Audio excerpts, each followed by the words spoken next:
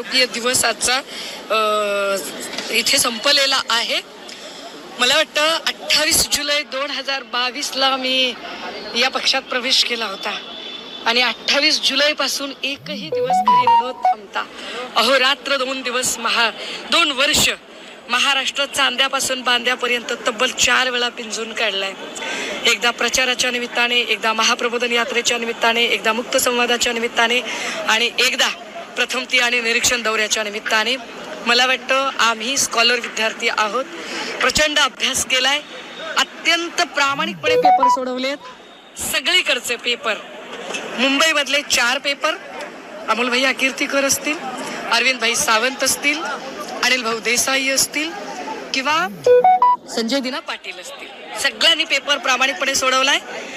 मुंबईच्या बाहेरचे 2 पेपर, एक वैशाली दरेकर, दुसरे राजन विचारेजी आणि पालघर मधल्या महत्वाच्या आमच्या भारती कांबडीची. ह्या सगळ्यांचं भवितव्य आजच्या या टप्प्यावर ठरणार आहे. मला खात्री आहे की महाराष्ट्रातल्या एकूण जागा आणि मुंबईतल्या जागा, ठाण्याची जागा, पालघरची जागा, या जागा आमच्यासाठी निश्चितपणे जल्लोष निर्माण करणाऱ्या जागा असतील. आणि आपण बघाल की कितीही पैसा वाटला, काहीही केलं तरी या वेळेला संविधान के सम्मान में महाविकास आघाडी मैदान में ही महाविकास आघाडी संविधान वाचवण्यासाठी अत्यंत ताकदीने लढेल. काल महाविकास आघाडीची सभा होती तर दुसरीकडे महायुतीची सभा होती. दोन्ही सभा महत्वाच्या होत्या, मात्र त्यात वैशिष्ट्य होतं ते म्हणजे दोन्ही सभेला ठाकरे होते. नाही ऐका, ते इकडे जे होते ना ते महाराष्ट्र धर्मासाठी लढणारे ठाकरे होते.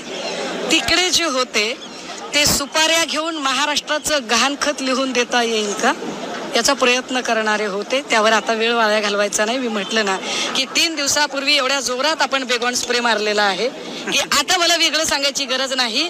त्यांचे सगळे भक्तुल्ले चंगूर मंगूर काय वक्ते प्रवक्ते सगळे तडफडतायत. वेगवेगळे स्टेटमेंट देऊनही त्यांना ती उणीव भरून काढता येत नाहीये. पण ही ताकद खऱ्या शिवसैनिकांमध्ये असते की जर कोणी मातोश्रीबद्दल आणि आमच्याबद्दल जर बोलला तर आम्ही ईट का जवाब पत्थर से देतो, ताकदीनं देतो, निधड्या छातीनं लढतो. आम्ही लढलोय. आपले उमेदवार ईशान्य मुंबईचे संजय पाटील, त्यांच्या मतदारसंघात करोडोची कॅश सापडली होती, मात्र कोणत्याही प्रकारची पुढे कारवाई न होता काल ठाकरेंच्या शिवसेनेच्या कार्यकर्त्यांवर गुन्हे दाखल झाले. भाजपचं ऑफिस म्हणूनच सन्माननीय पक्षप्रमुखांनी सांगितलं की आम्ही सत्तेत आल्यावर पहिल्यांदा मोदींचे घरगडी असणाऱ्या सगळ्या ज्या संस्था आहेत त्या संस्थांचे प्रमुख आम्ही बदलू. म्हणजे घरगडी असणारे जे लोक आहेत. आणि मला वाटतं की त्यांनी किती पैसे उधळले, कारण खोके भरपूर मिळालेले आहेत. सत्तेतून पैसा, पैशातून सत्ता, दुष्टचक्रात आहेत. कितीही पैसा उधळला, काही जरी केला, या वेळेला त्यांनी काय ताकद लावायची ती लावावी. मला विश्वास आहे 4 वेळा महाराष्ट्र पिंजून काढल्यानंतर खात्री पटली आहे. हिंदू असतील, मुस्लिम असतील, बौद्ध असतील, ख्रिश्चन असतील, अल्पसंख्याक असतील, महिला असतील, सुशिक्षित बेरोजगार असतील, शेतकरी असतील, ताकदीने यावेळेला उद्धव साहेबांच्या सोबत. शेवटचा प्रश्न आहे, 4 तारखेच्या निकालामध्ये परिवर्तन होईल असं वाटतंय? सन्मान्य पक्षप्रमुखांनी पंतप्रधान पदाच्या शपथविधीचं निमंत्रण दिलंय. अजून काय वेगळं सांगायची गरज आहे? तर आपण चळवळीतल्या कार्यकर्त्यात संघाचं आणि भाजपचं काय नातं होतं तुम्हाला वेगळं सांगण्याची गरज नाही. मात्र भाजपचे राष्ट्रीय अध्यक्ष आज असं म्हणतायत की संघाची आता आम्हाला विजयासाठी गरज नाही आहे, कारण आम्हाला आता आम्ही स्वयंपूर्ण झालेलो आहोत. आपण कशा पद्धतीने? जे पी नड्डांचं हे वाक्य खरंच आश्चर्यकारक आहे. म्हणजे आम्ही सातत्याने म्हणतोय की भाजपा प्रत्येकाला यूज अँड थ्रो करते.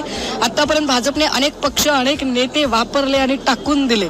म्हणजे अगदी सदाभाऊ खोतांपासून ते पूनम महाजनांपर्यंत अनेक. पण या वेळेला भाजपाने चक्क RSS ला वापरा आणि फेकून द्या तत्वाने जे स्टेटमेंट केलंय हे गंभीर आहे.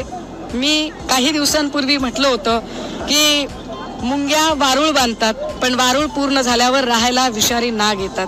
भाजपाच्या सत्तेचं वारूळ हे निश्चितपणे RSSच्या छोट्या छोट्या कार्यकर्त्यांनी मिळून बांधलं. पण जसंही ते वारूळ तयार झालं, भाजपने आणि भाजपच्या लोकांनी तिथे सगळे गद्दार आणि भ्रष्टाचारी नाग त्या वारुळात राहायला आणले. आणि असं काही केलं की जी त्यांची मातृसंस्था RSS आहे त्यांच्यावर सुद्धा कुऱ्हाडीचे घाव घालतायत.